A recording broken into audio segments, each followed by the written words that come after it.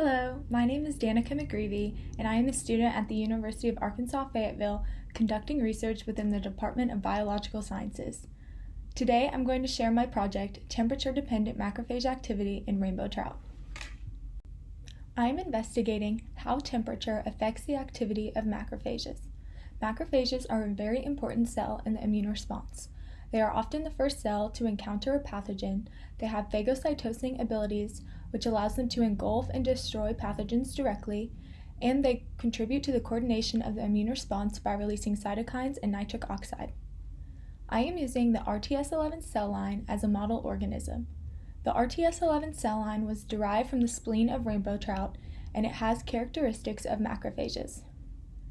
The experimental methods I am using to quantify the activity of macrophages are measurement of nitric oxide and protein synthesis. I have also found that cells show an increase in nitric oxide production at higher temperatures.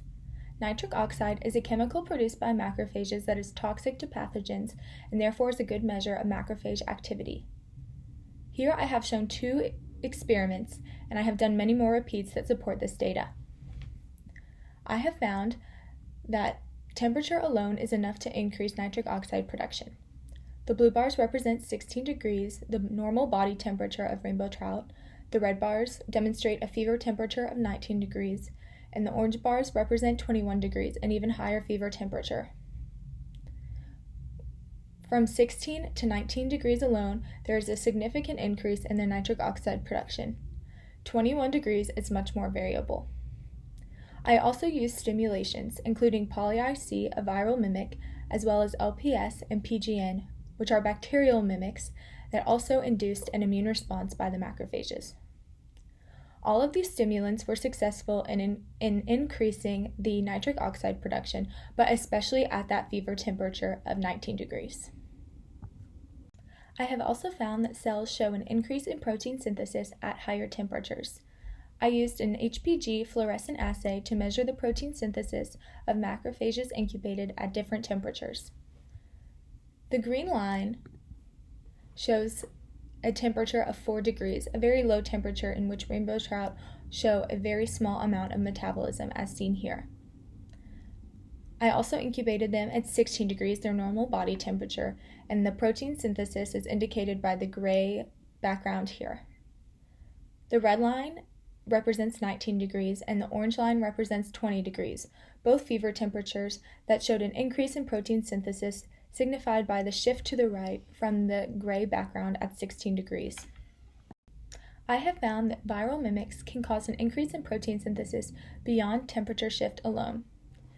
In the top three histograms, the gray background indicates untreated condition and the red line indicates poly-IC, the viral mimic, at a concentration of 50 micrograms per milliliter.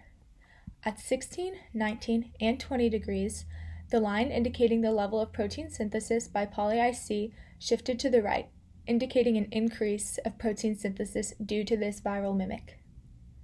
I also found that bacterial mimics often caused a decrease in protein synthesis compared to temperature alone.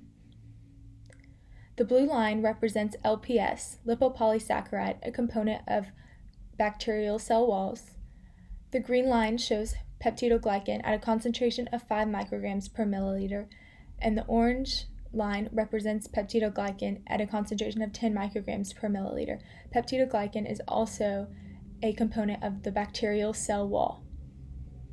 At 16, 19, and 20 degrees, there was often no change in protein synthesis or a decrease in protein synthesis indicated by a shift to the left due to the stimulations by these bacterial mimics. This indicates that there is a difference in the response of macrophages to viral versus bacterial pathogens. In conclusion, I have found that an increase in temperature has positive effects on the inflammatory response, indicated by an increase in nitric oxide production, as well as on the viral response, indicated by successful stimulation by poly-IC. This is one of the benefits of fish traveling to warmer places when they are sick, as they are able to increase their body temperature and therefore increase their immune response. I would like to thank the University of Arkansas Honors College as well as the Student Undergraduate Research Fellowship for grants supporting this research. Thank you.